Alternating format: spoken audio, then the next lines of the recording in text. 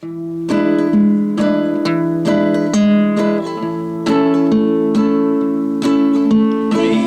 there is no other place to be. Goodbye, third quarter, hello NCTV. The bell rings and the students fill the hall. It's time for spring break, we all hear the call. Because there is no other place to be. Goodbye, third quarter, hello NCTV.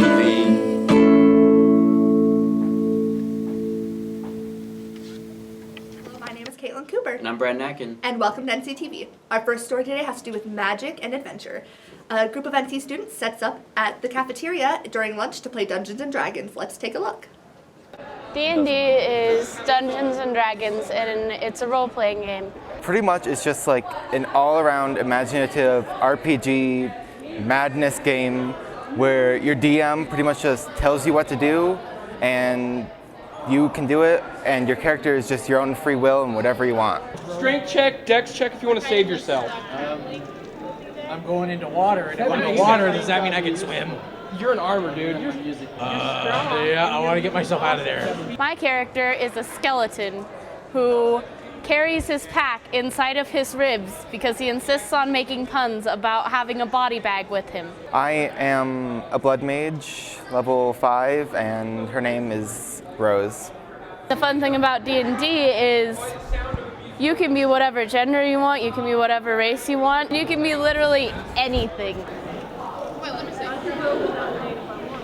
You've said nothing about it this far, and besides... I said be careful with your references. Why is Caitlin a stripper? I think most people see D&D as just like a nerd's game with a bunch of 30-year-old men sitting in their mom's basement, but it's really just a game for anyone who wants to play. Like, you could be a 40-year-old adult and still play, or you could be like a 12-year-old kid and join in at any time.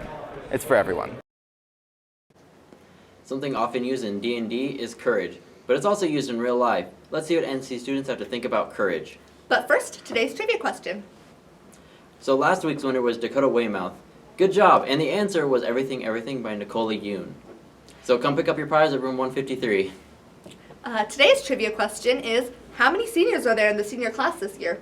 Go ahead and leave your answers in the comments below, and a winner will be announced next week. Now here's our story. We asked NC students what they thought what courage meant to them. You know, what courage means to me is having the capability to strive for greatness, because I truly am the greatest, and I know you can be too. I guess just like being able to get up in the morning and go to school and deal with not nice people. Just to me is being brave, not shunning away from your emotions, away from how you feel about something, being bluntly honest. So courage to me is kind of like bravery, but you have the will to do it. Courage? Courage is like a lion.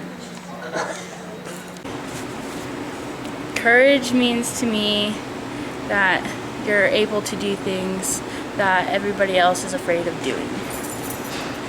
Courage means to me that you do something even when you're afraid of doing it. Just go ahead and get it done. So it doesn't mean an absence of fear, but it means working through your fears. Speaking of courage, it takes a lot of courage to read a book. Well, this week is National Library Week, so let's take a look at that next story. This is National Library Week, and every year we try to do something fun, have games and participation and prizes in here. And this week our theme is the road to success is always under construction, because we're all under construction here, learning and blah, blah, blah, but also because the school is just a gigantic mess with the construction. So that is our theme.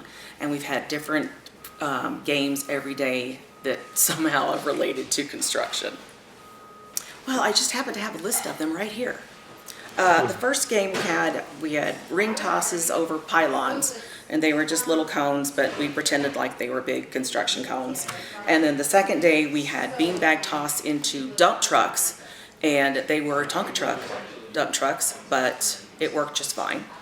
And then yesterday we did a blindfolded shoveling cotton balls with the little dinky shovel from one dump truck into the other dump truck to see how many you could get. And today we are stacking up nuts, little nuts, to see how many you get, kind of a minute to win it thing. Tomorrow we're going to do ping pong balls in upside down construction hats that are tied onto the top of your head.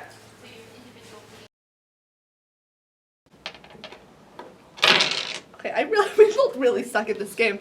Well, our next story is about something that's really important for seniors. Let's talk about senior awards. Okay, the Senior Awards Celebration will be May 23rd in the MAC Gymnasium. Every senior and their parent are invited. We will send out invitations to any of the seniors who bring in their scholarship information, and that is due, I believe, by May 6th in the counseling office.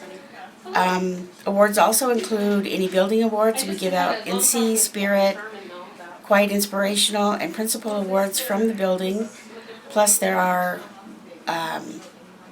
gold C-pins, valedictorians, and Academic Excellence Awards.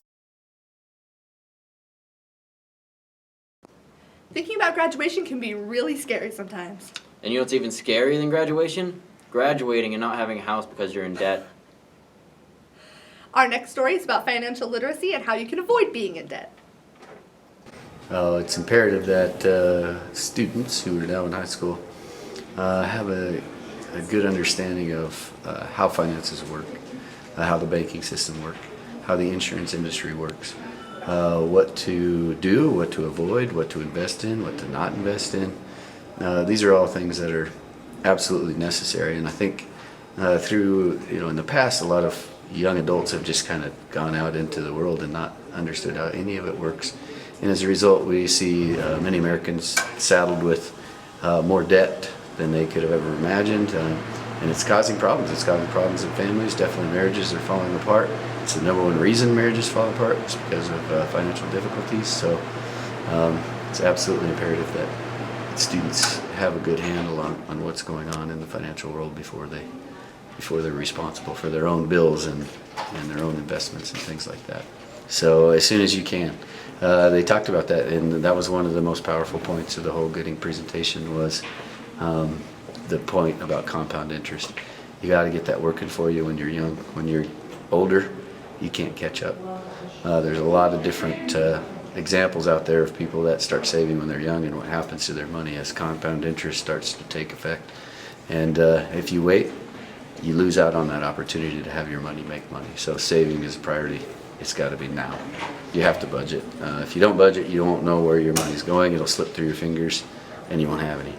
So a budget is something that has to be, no matter, and you can't out earn a budget, meaning it doesn't matter how much money you make.